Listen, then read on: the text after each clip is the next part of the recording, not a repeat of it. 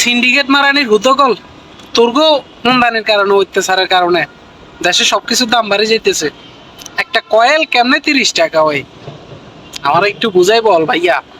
একটা মোমবাতি কেমনে 30 টাকা 20 টাকা হয়? এই দুঃসময়ে দেশে বন্যা চলতেছে, হ্যাঁ, পুরো দেশ তলা যেতেছে পানির নিচে, আর তোরা এনে সিন্ডিকেট শুরু করে দিছস। তোরগো সিন্ডিকেট ভাঙবো কখন ভাইয়া? সবকিছুর পতন হইলো, মাগা সিন্ডিকেটের পতন হইলো না।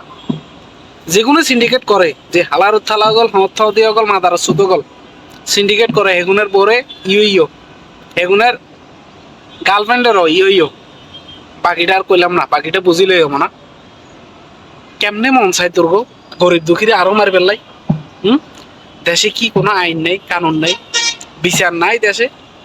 ইচ্ছে সিন্ডিকেট কি সারা বছর চলবো? এক সময় শুনছি সিন্ডিকেটকে নাকি মানে হটানো যায় না। কি রে বাবা, তারা কি প্রভাবশালী, ক্ষমতা ধরে গেছে তারা, তাদেরকে হটানো সম্ভব না। সবকিছু দাম বাড়ি যেতেছে, মানে শুকনা খাবারের দাম বাড়ি গেছে, বিশেষ করে চিরা, গুড়, মুড়ি, তারপরে আপনার বিস্কুট, এগুলো সবকিছু দাম বাড়তি। ভাই দেশের কি মগের মুলুক পাই গেছিস তোরা?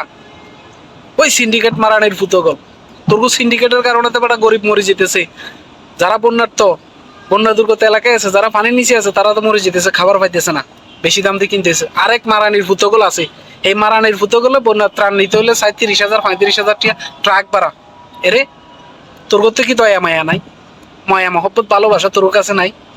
কেমনে এত দাম চাস তোরা? গরিব এলাই দিব, বন্যার্থ মানুষ এলাই ত্রাণ দিব, কেন তোরা বাড়া চাস বেশি?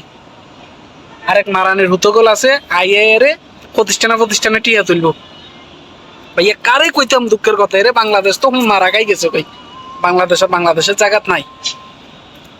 ওই বিভিন্ন প্রতিষ্ঠানে আইএ টিয়া তুলে, ভাইয়া বন্যা দুর্গত বলে আমরা টিয়া তুলি। তো টিয়া এখন যে তুলস ঘুরা বাচ্চা দুদিন গেল, ওই তোর এইসব টিয়া কি আসলে কি বন্যা দুর্গত মানুষের কাছে যাইবো, ত্রাণ হিসেবে পৌঁছাইবো?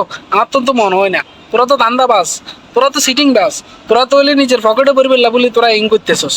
কি রে মনা, আসলে কি এরকম না? আপনার দেখেন বিভিন্ন প্রতিষ্ঠানে বিভিন্ন জনে যায় ত্রাণ উঠাইতেছে, টাকা পয়সা উঠাইতেছে, 20 টাকা 50 টাকা করে উঠাইতেছে, এবং লগে ছোট্ট বাচ্চার করে লইয়ের উঠাইতেছে। তো এই টাকা তো আমার মনে হয় না এই টাকা কোনোভাবেই কি ওদের কাছে পৌঁছাইবে।